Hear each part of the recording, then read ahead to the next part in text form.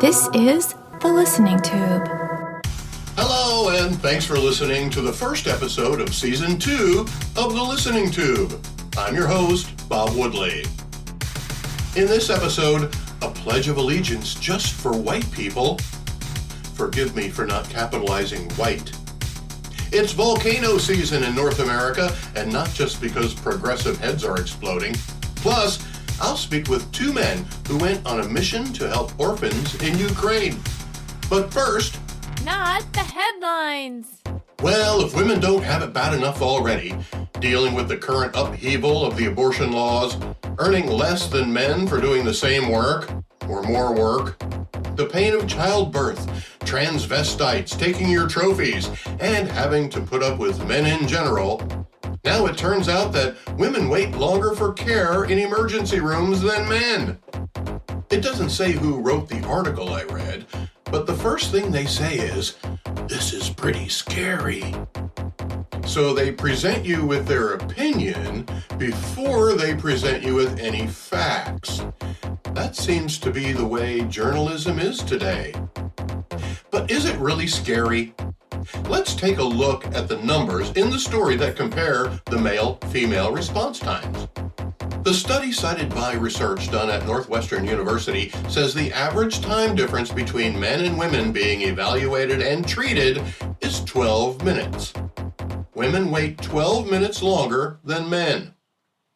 They also break it down another way, by how long it takes to be triaged, which means being evaluated and prioritized.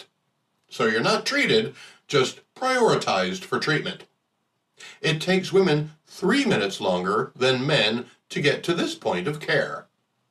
So the difference between men and women getting treatment is 12 minutes, and the difference between men and women getting prioritized is 3 minutes.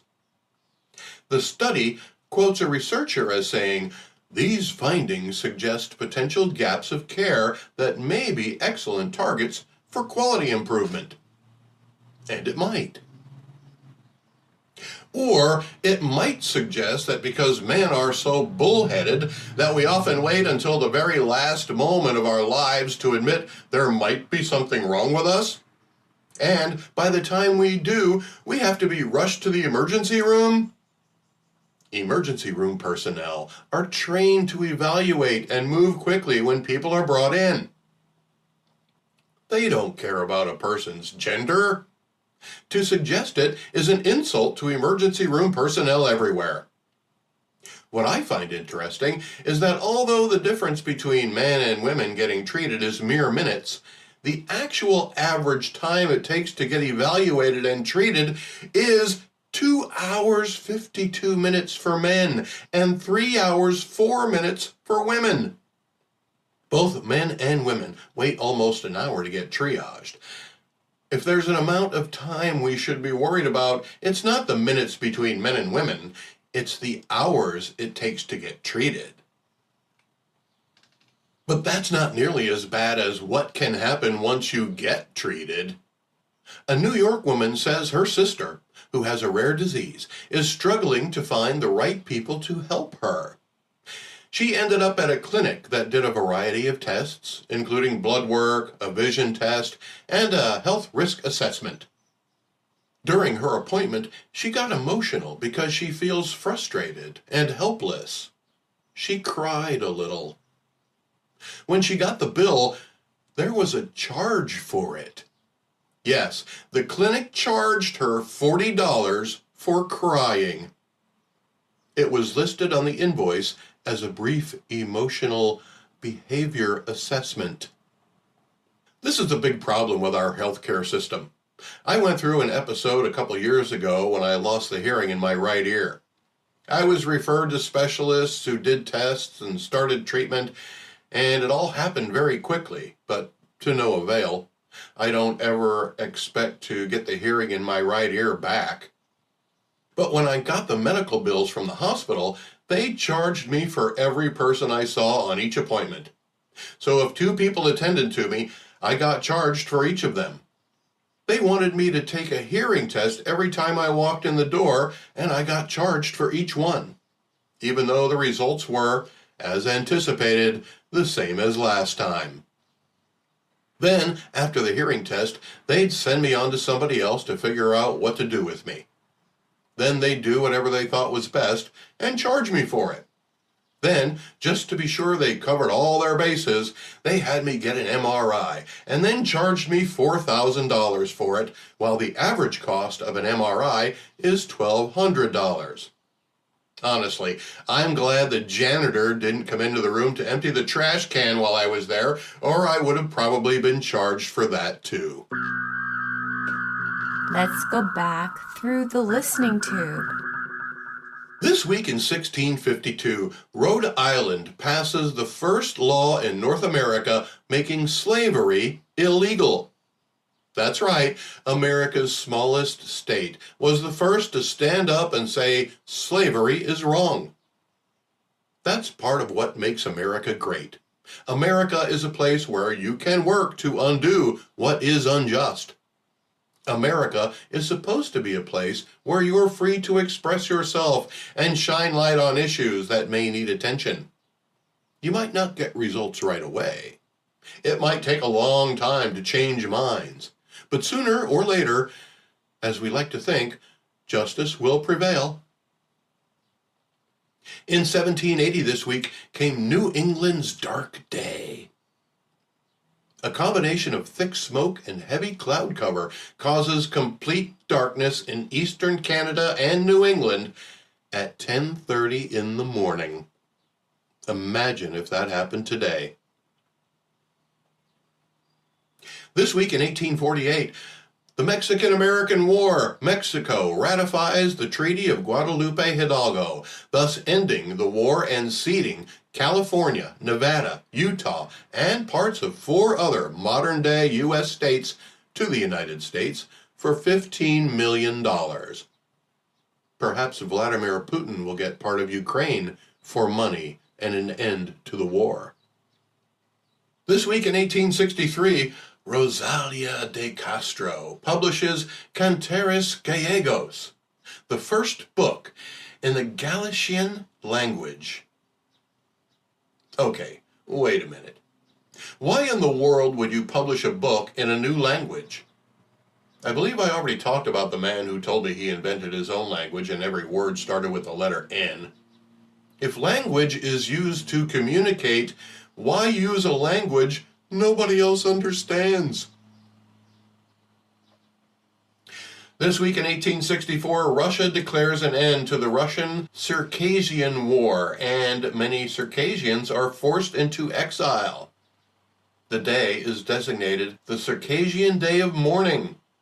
Today, it's Russian territory, northeast of the Black Sea, just east of Crimea, which Russia reclaimed in 2014 as a prelude to the invasion of Ukraine this year.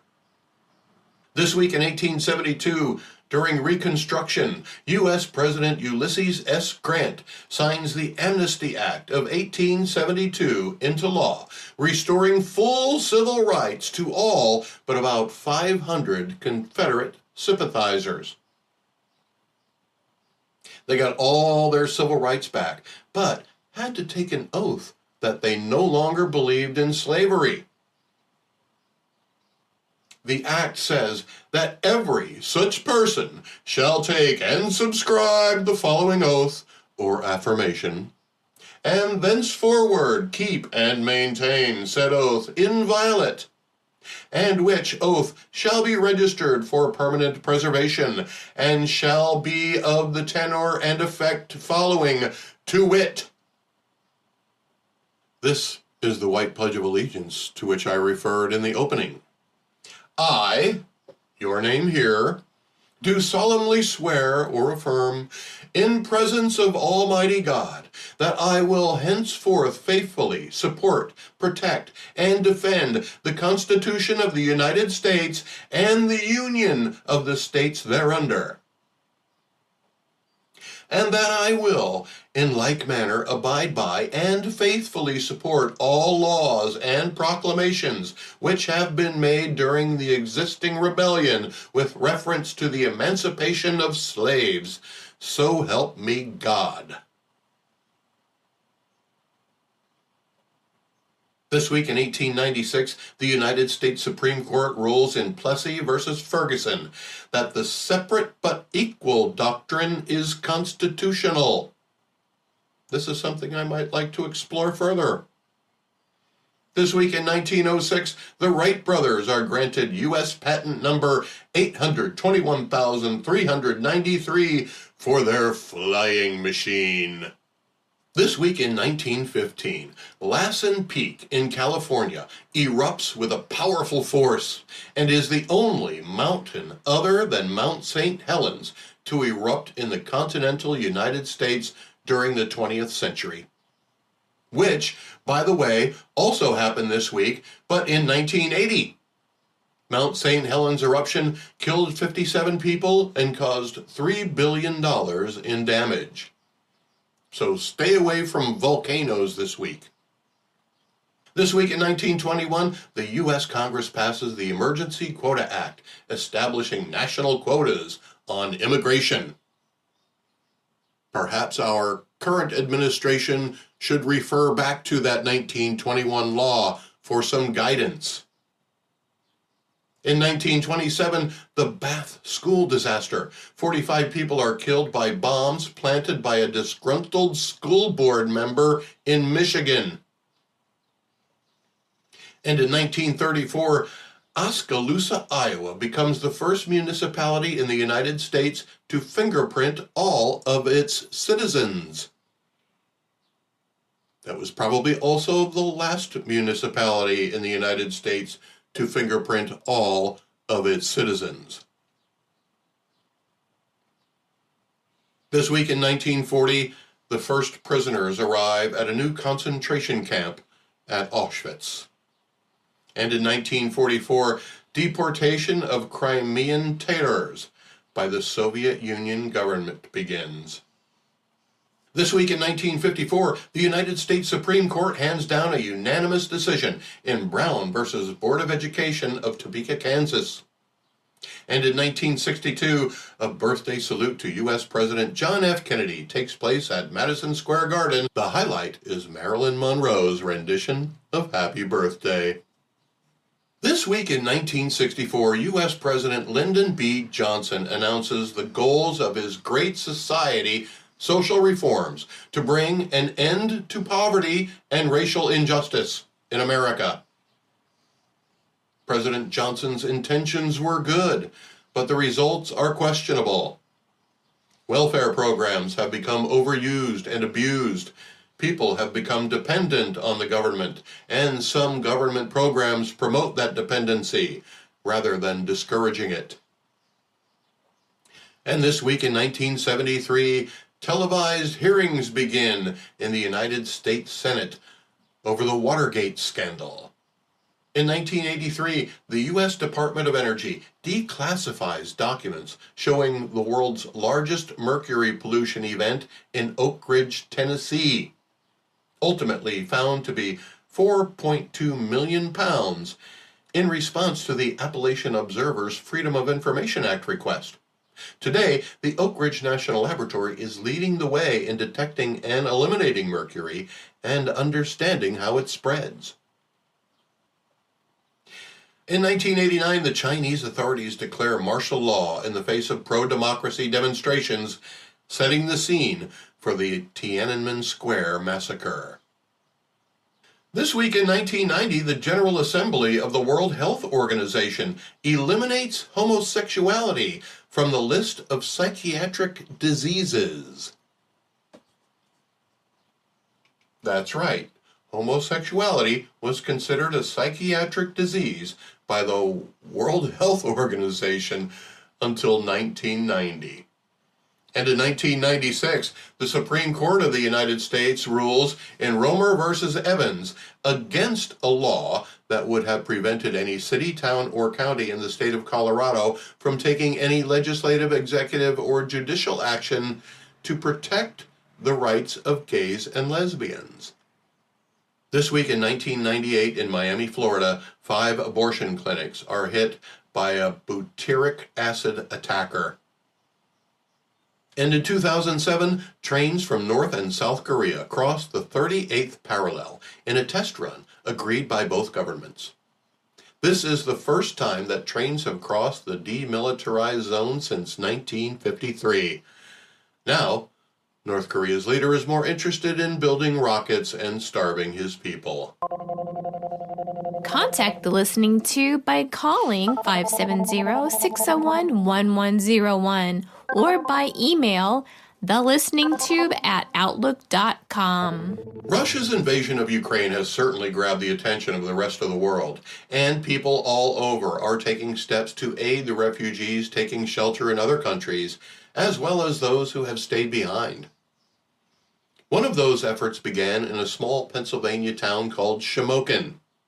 Two men there, businessman and former county commissioner Vinny Clausy and Reverend Mykola Ivanov, pastor of Transfiguration of Our Lord Ukrainian Church in Shamokin, took it upon themselves to raise money and personally go to the Polish border with Ukraine to help the most vulnerable in the area, orphans.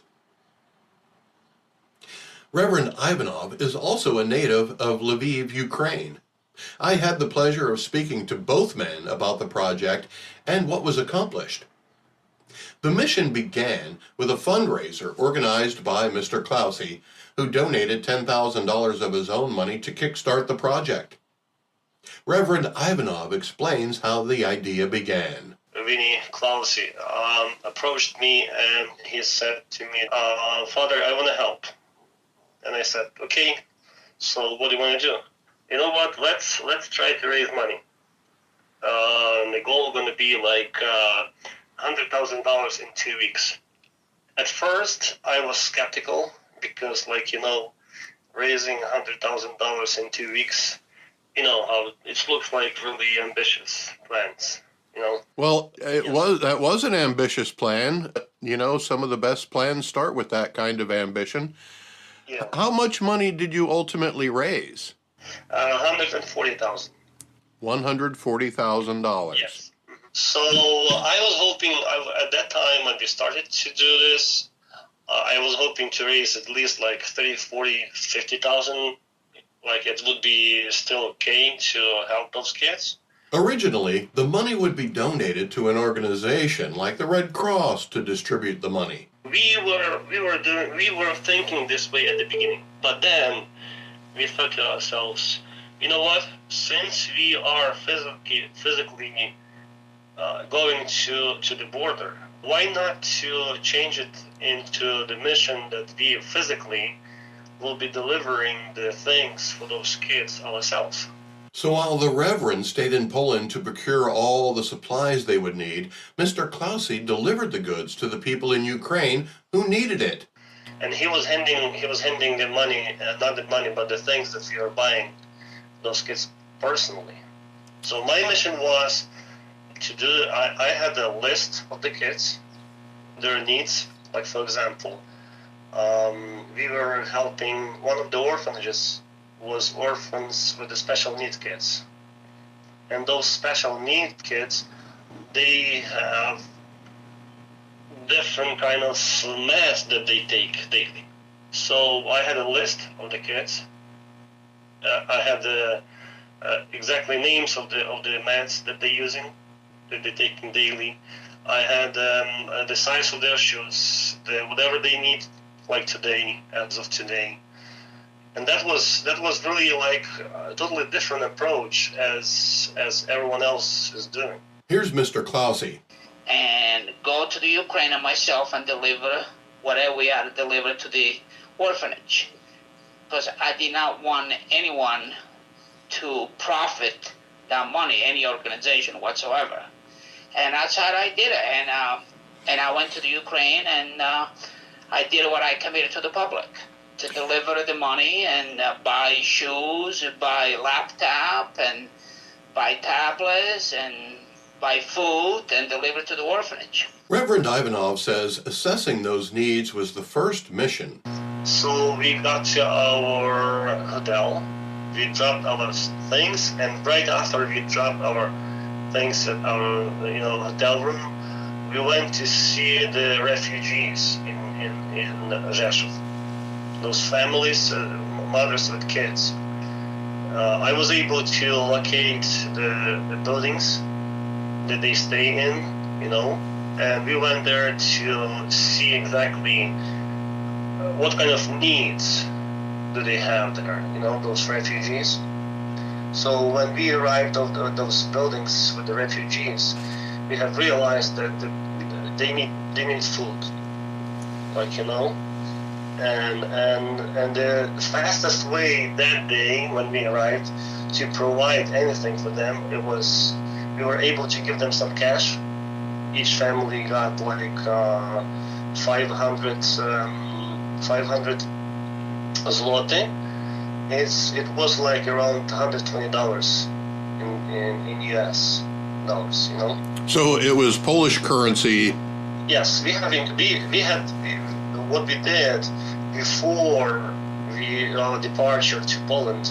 We have exchanged all the money into the Polish money currency here in the United States. And you traveled with cash. $140,000 worth of Polish currency Yes. on you. Yes. Were you worried or nervous about that at all? Why? We were flying to Poland. It's NATO. It's civilized world. It's not somewhere in the middle of nowhere. It's something that I've been a few times in Poland, and I do know. Polish people are nice people. They are not barbarians or something, you know what I'm saying? Having received special permission to fly to Poland with $140,000 in Polish currency, the team finds the needs of refugees and orphans were quite different. With the refugees, it's a different story. With the orphanage, it's a different story. So refugees, a lot of them were there just for the time being. So a lot of them were traveling through Rzeszów, and they were just stopping by in those buildings that Ukrainian Catholic Church, actually, Ukrainian Catholic Church in Rzeszów, had this bright idea to rent some buildings like in Rzeszów and be able to provide this kind of little middle stop for those refugees and help them with meal, with the night that they can sleep with their kids, and then they were going further into Europe or something, you know what I'm saying? Mm-hmm. So that was some of them stayed there all the time, some of them just came for a few days, but with the refugees, it's a different story. Refugees, they needed food and money to travel. With the orphanages in Ukraine, they needed food, and our mission also was to help them to continue education. So what we did for all those kids, we were buying tablets, those special tablets that we are using here in the United States sometimes. We are using here like Chromebooks. And in Ukraine, they can use the tablets that they can continue their education. So what was most needed by the people you were there to help? On food. Food. Yes. We also been buying like shoes, brand new shoes for those orphans. And these kids, you have to see their faces and eyes, and the kids who were moved actually from east into west of Ukraine sometimes during the night and during the airstrikes, you know what I'm saying? And you have to understand that these kids, okay, when you were entering the room, they were so scared of someone that they don't know, that these kids were starting screaming out of that they don't know the person that enters the room. That's how scary it is. So we had one of the orphanage were under 2 years old kids, and you can imagine you have no father, no mother, and they were taking them as a shoving them into the buses like little puppies, because there was no time to explain those kids where are we going, why we are going. And they were moved during the night. So with us it was really tough because we couldn't disclose any locations of the kids, because of the war, you know. It was all done in secret, and I was promising those people who helped me on the Ukrainian side that I will not disclose any of the locations of the kids. Vinny Clausey says the kids would warm up to him once they realized he was there to help. The first time I seen an orphanage, it was, we arrived there Sunday at noon, and Sunday night we went to see one of the orphanage, and it was all little kids. And I mean, in the beginning they was a little nervous, and then I started hugging them and, you know, get friendly with them, and I started giving money to them kids, and like $125 each children I give, and they got real close. They got real friendly. I mean, you got to seek to believe. Them children, they don't have nobody. The mother died in the war. The father died in the war. They don't have no parents whatsoever. Wow, and approximately how many are there? I mean, you probably only... There was a different orphanage, a different size. Like, there was some like 6 people the first time we see. There was some 20 people, some 50 people, some 25 people and their kids. I'm talking about kids. There was all different size. In Ukraine, when I went to Ukraine, and the first one I see, there was an orphanage of like mentally challenged kids, and I bought a TV for them. I bought a wash machine. I bought everything I could to make their life better for the people who was watching the children. Then I went to different orphanage, and I bought, it was 50 kids, and I give it 50 tablets, 50 shoes, and we buy food, and that's how it started. We went to one, to another one, another one, till we run out of money. And orphans weren't the only beneficiaries of the mission. 20,000 American money. We bought a truckload of food. We sent it to the war zone, where their house got knocked down for the Russians. They didn't have nothing. They didn't have no food, nothing. We sent food to the adults too. Reverend Ivanov tells me they had help once they got there. 4 people on the Polish side of the border, and 10 people helping Mr. Clausey on the Ukrainian side. Having brought Polish currency, everything they bought was bought in Poland, and being a stranger in a new place made the logistics a challenge. It was like 2 cell phones on each ear, 24/7, and I was going to sleep at 4 a.m., at 7 a.m., just to be able to feel logistics. This is the most difficult. When you come into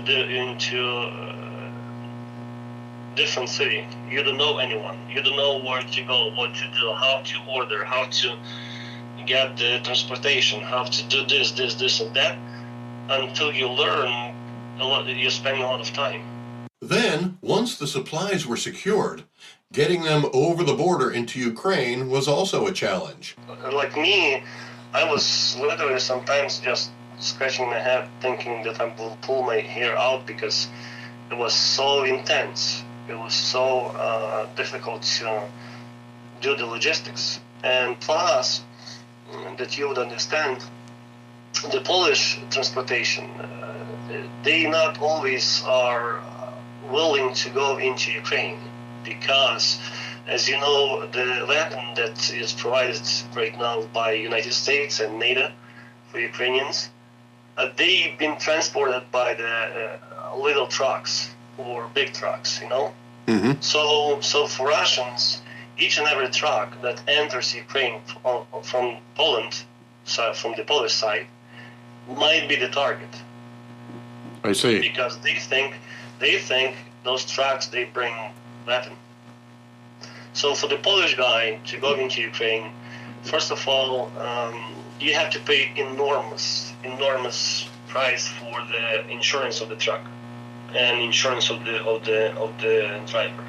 And secondly, not that many Polish drivers want to go into Ukraine. So my biggest concern was to find Ukrainian truck and Ukrainian driver that, for example, got stuck in Poland, somewhere in Poland, and he is waiting for his delivery or his load of whatever he was supposed to bring back to Ukraine. And, for example, he has 2 days time, you know, and he has nothing to do those 2 days. He just waits for his shipment, you know. So that was my biggest thing, to find those drivers and those trucks that they can help me while they are still in Poland waiting for their things to arrive. Certainly, a mission like this, supporting the most vulnerable people in your home country that is currently under attack by another nation, can take a toll on you. You ever forget the eyes and all the kids when they were saying, "Stay with us, don't go back to the United States, stay with us." That was the toughest part of this mission. That you come home a different person. You come home with totally looking differently at all the fundraisers that we are doing here in the United States. You look at these things later on differently, because you do understand then that with $140,000 that we have been able to raise, we helped like 7 orphanages, providing them food, shoes, tablets for the education, everything else. And you do understand later on how much you could do if you would have the money that we sometimes raising through the government or something, like, you know what I'm saying? Mr. Clausey, too, says he's been changed by the trip. Well, it's something I like. You guys gotta understand that what I see and the picture I take, that was the real thing. That was the real stuff. I mean, this is not something you see on ABC News or Fox News. It is the real thing. And it changed my life. It changed my life 100%, because I'm never going to forget them kids. I'm sorry I get emotional.